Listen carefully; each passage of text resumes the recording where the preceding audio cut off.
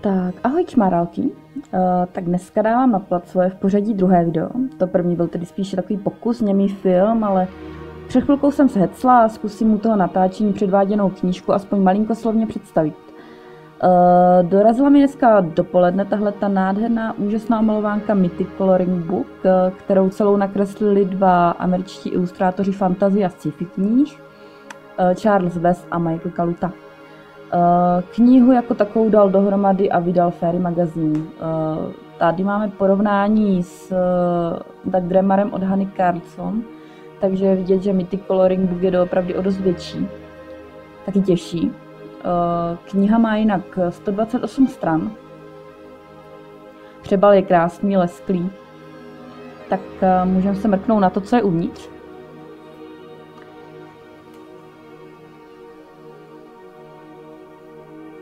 Tak začneme polovinou knihy, kterou nakreslil Charles West. Jinak co se týče papíru v těchto omalovánkách, tak ten je hodně kvalitní, hodně silný. Takže počítám s tím, že snese jak fixy, tak linery, ale i třeba můžeme rozmývat akvarelové pastelky. Tím si teda nejsem 100% jistá, ale určitě to vyzkouším a pak vám dám vidět. Na druhou stranu je papír neuvěřitelně sametový.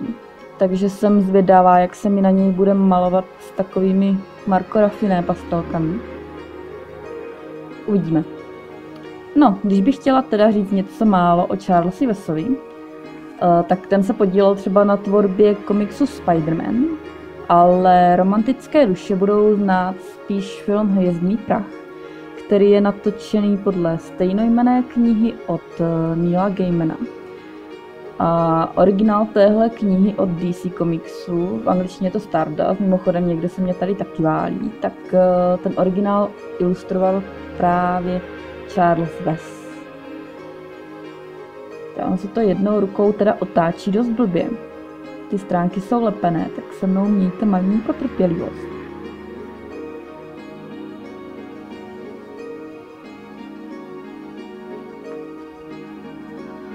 Tak, tématika víl, přírody, romantika.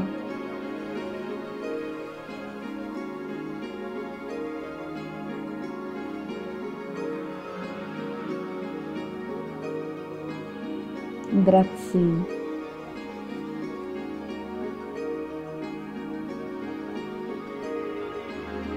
Je to fantasy ilustrátor a je to hodně vidět.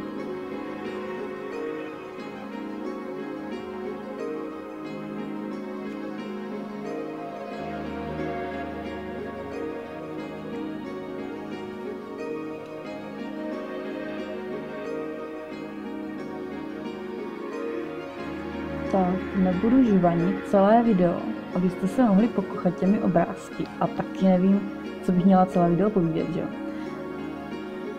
Takže to tak jako prolítneme.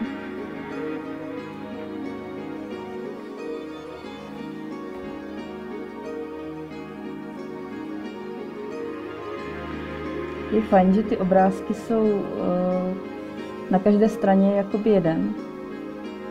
Nejsou tam dvojstránky, protože s tím, jak je ta knížka lepená, tak by se to hodně blbě vymalovávalo mezi těma stránkama.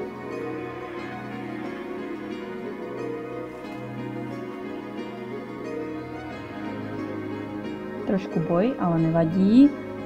A dostáváme se do prostřed knihy. Takže tohle byla veselá polovina knihy. Teď abrakadabra a máme tady půlku obrázku od Michaela Kaluty.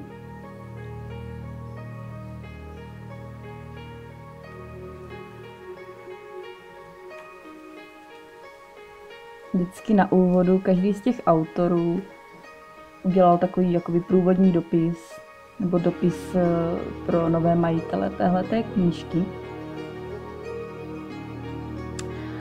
Michael Kaluta má ty svoje obrázky víc takové detailní, na rozdíl od Wese, a je to hodně vidět. Třeba tady na tohle jsem zvědavá, čím to budu vymalovávat, to asi linerama. Jinak Kaluta je známý svojí tvorbou pro DC Comicsy, třeba Marvel nebo pro Dark House, pracoval na Batmanovi, Aquamanovi, Barbaru Conanovi, Supermanovi a tak dále. spíš to sci-fi. No, co bych tak ještě řekla, že mají oba dva autoři společné a to, že ve své tvorbě byli ovlivněni jedním našincem, českým umělcem, a to Alfonsem Muchou.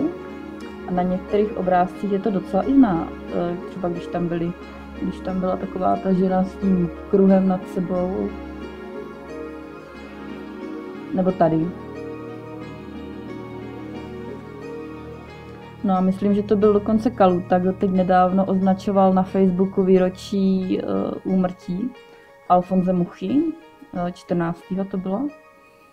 Jinak teďka úplně odbočím, ale kdyby měl někdo zájem, tak v Galerii hlavního města Prahy je momentálně vystavená Slovanská epopej. Já se tam zrovna v srpnu chystám, tak pokud to někoho zajímá a nechce se mu do zoo, třeba jako mě, tak si může udělat trošku zajímavější výlet.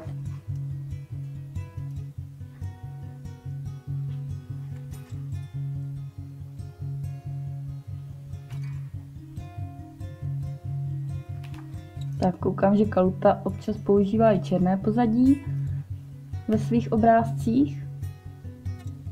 Tak ty obrázky to potom aspoň krásně vyniknou. A už jsme zase uprostřed, tak to tentokrát bude ode mě asi vše. Snad jsem ukázala, řekla to podstatné, takže vám děkuji za pozornost a snad mě nikdo v komentářích nesežere. Tak zatím čmáralky.